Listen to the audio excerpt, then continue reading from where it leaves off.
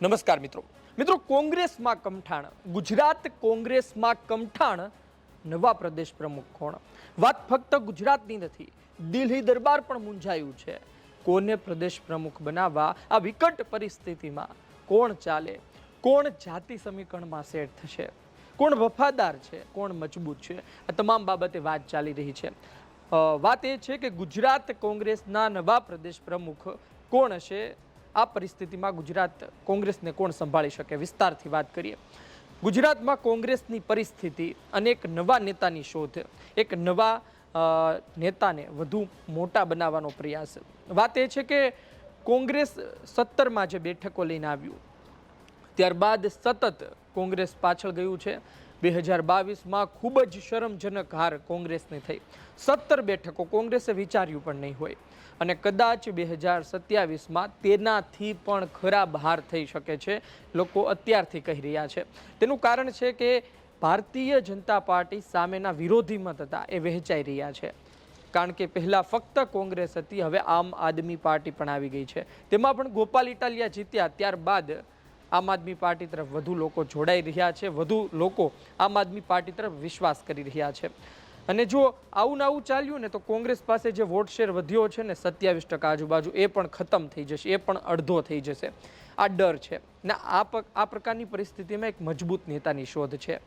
શક્તિસિંહ ગોહિલે વાવ અને માફ કરશો જે વાવની પેટા ચૂંટણી થઈ ત્યારે એ સમયે પણ એમની ચર્ચા હતી કે શું કરશે, એ હાર બાદ રાજીનામું આપી રહ્યા છે, એવી બધી ચર્ચાઓ એ સમયે પણ શરૂ થઈ હતી. કારણ કે એ બેઠક કે જેમાં ગેનીબેન ઠાકોર જીતેલા હતા એ બેઠક ગુમાવી. ત્યારબાદ વિસાવદર અને કડીની ચૂંટણી થઈ ત્યારે પણ પહેલાંથી કહેવાતું હતું કે શક્તિસિંહ માટે આ બંને બેઠક, આમાંથી એક બેઠક તો જીતવી એ જરૂરી છે, પણ આ બંનેમાંથી એક પણ બેઠક કોંગ્રેસ ન જીતી શકી અને શક્તિસિંહ ગોહિલે રાજીનામું ધરી દીધું. શક્તિસિંહ ગોહિલે રાજીનામું ધર્યું ત્યારબાદ સતત ચર્ચાઓ શરૂ થઈ કે નવા પ્રદેશ પ્રમુખ કોણ હોઈ શકે છે. જો તમે કે શક્તિસિંહ ગોહિલ રાજીનામું ન ધરે ને આ પ્રકારની પરિસ્થિતિ પછી તો સવાલ થાય.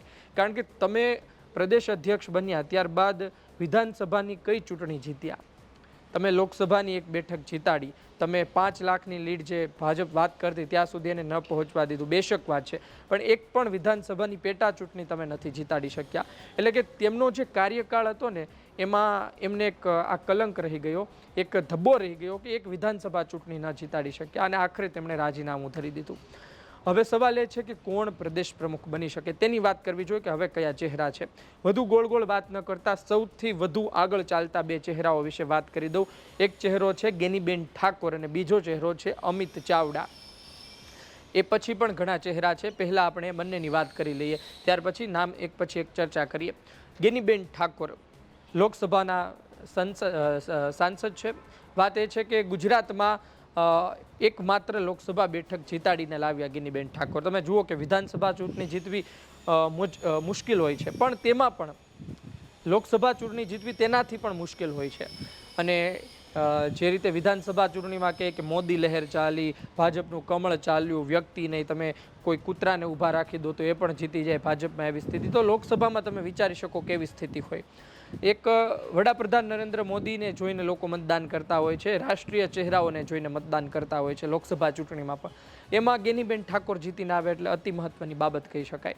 ગેનીબેન ઠાકોર જીત્યા અને ગેનીબેન ઠાકોરે એ જે પ્રભાવ રાખવો જોઈએ પોતાનો એ જાળવી રાખ્યો. એટલે ગેનીબેન ઠાકોરની એક ચર્ચા થઈ રહી છે. શૈલેષ પરમાર જેવા નેતાઓએ તેનો અભિપ્રાય પણ આપ્યો કે ગેનીબેન ઠાકોર જેવા વ્યક્તિ આ પ્રકારની સ્થિતિમાં કોંગ્રેસને ઊભી કરી શકે છે, અથવા તો કોંગ્રેસ જે પ્રકારની સ્થિતિ છે ત્યાં તો તેને રાખી શકે છે. ગેનીબેન ઠાકોરના નેગેટિવ પાસાઓ પણ છે કે તેઓ વાવની ચૂંટણી જીતાડી નહોતા શક્યા. ગેનીબેન ઠાકોર આમ સમાજના નેતાની વાત કરે, ઠાકોર સમાજના નેતા તરીકેની વાત કરે, પણ ઠાકોર સમાજ જ ભાભરમાં કદાચ તેની સાથે નહોતો રહ્યો, કોંગ્રેસની સાથે નહોતો રહ્યો, ગુલાબસિંહની એટલે હાર થઈ, તેવી વાતો અને તેવી થિયરી પણ ખૂબ ફરતી થઈ. વાત એ છે કે આ ગેનીબેન ઠાકોર અત્યારે અન્ય નેતાઓની સરખામણીમાં મજબૂત છે. દરેકના નકારાત્મક પાસા તો હોય અને જે જૂથવાદ છે તેમાં ગેનીબેન ઠાકોર થોડા દૂર છે. અમિત ચાવડાની વાત કરી લઈએ.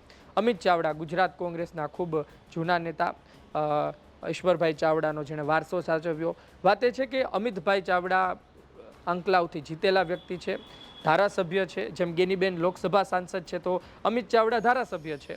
એટલે કે દોડેલો ઘોડો છે, દોડતો ઘોડો છે.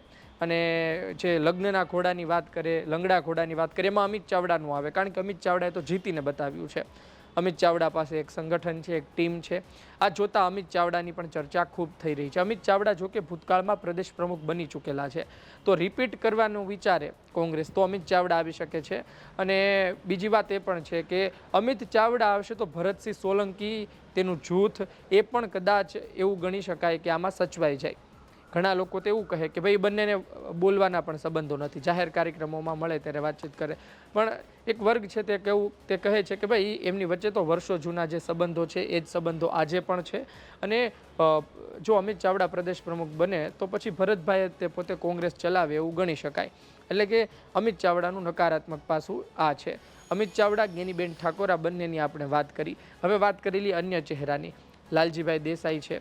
લાલજીભાઈ દેસાઈ સેવાદળનો રાષ્ટ્રીય ચહેરો છે, પરંતુ ગુજરાતમાં સેવાદળ એટલું ઊંચું ના લાવી શક્યા, તેના પર સવાલો થાય છે. તો એ ગુજરાત કોંગ્રેસ કઈ રીતે ચલાવે? જો કે જિગ્નેશ મેવાણી જેવા નેતાઓ રાજી છે કે લાલજીભાઈ દેસાઈ પ્રદેશ પ્રમુખ તરીકે આવે.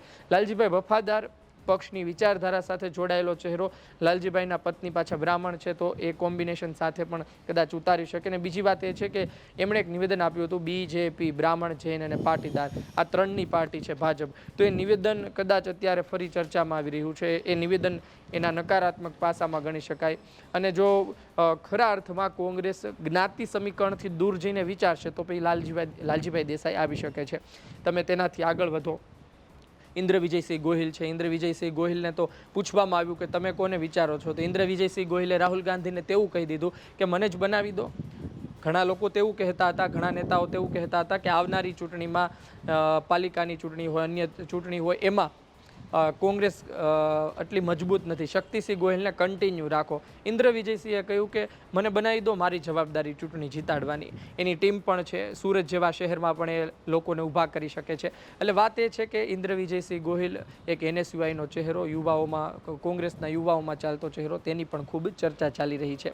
જો તમે પાટીદાર લોબી ખૂબ મહત્વની છે. છેલ્લે સિદ્ધાર્થભાઈ પટેલ પ્રદેશ પ્રમુખ હતા. જો કે સિદ્ધાર્થભાઈ પટેલ દિલ્હી દરબારમાં પહોંચ્યા પણ નહોતા જ્યારે રાહુલ ગાંધીએ બધારે વ્યક્તિગત વાત કરી. કાદિર પીરઝાદા અને સિદ્ધાર્થભાઈ આ બંને ગેરહાજર રહ્યા હતા. સિદ્ધાર્થભાઈ પછી કોઈ પાટીદાર ચહેરો બનાવવામાં આવે તેવી પણ વાત છે. હિમાંશુ પટેલ છે એમની પાસે, કિરીટ પટેલ છે, ડૉક્ટર કિરીટ પટેલ છે, આ સહિતના અલગ અલગ નેતાઓ. જો સંગઠનની વાત કરીએ, સંગઠનમાંથી લેવું તો લલિત કગથરા છે, લલિત વસોયા છે, તેમની પણ ચર્ચાઓ છે. એટલે કે આ પ્રકારનો અલગ કોઈ પાટીદાર ચહેરો લાવી શકે. એ પણ પરેશ ધાનાણીની ચર્ચા ખૂબ છે, એને બનવું હોય તો પ્રદેશ પ્રમુખ બની પણ જાય, પણ એમને પોતે રસ નથી તેવા સમાચાર મળ્યા છે.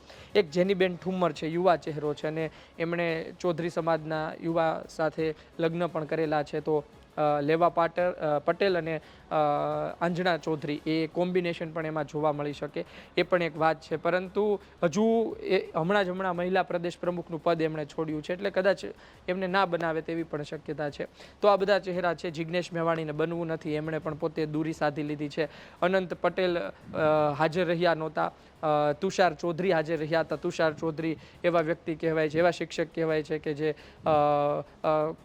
જેમ ઘણા શિક્ષકો હોય ને કે જે મારે પણ નહીં ને વધારે કંઈ કહે પણ નહીં, આ પ્રકારની સ્થિતિ તુષાર ચૌધરીની જોવા મળે. એટલે આદિવાસીમાંથી પ્રદેશ પ્રમુખ આવે તેની શક્યતા અત્યારે નથી જોવા મળતી. જિગ્નેશ મેવાણી આવે તેની શક્યતા નથી જોવા મળતી. કદાચ કોઈ પાટીદાર ચહેરો આવશે, અથવા તો OBCમાંથી અમિત ચાવડા અથવા જ્ઞાનીબેન ઠાકોર, આ બેમાંથી કોઈ નામ નક્કી છે. તમારું શું કહેવું છે કોમેન્ટ બોક્સમાં જરૂરથી જણાવજો. આ અલગ અલગ નામ છે અને તેની વિશે આપણે ચર્ચા કરી. આપનો અભિપ્રાય કોમેન્ટ બોક્સમાં જરૂરથી આપજો. આ વિડીયો પસંદ આવ્યો હોય, માહિતી પસંદ આવી હોય, લાઈક કરજો, શેર કરજો. ધન્યવાદ.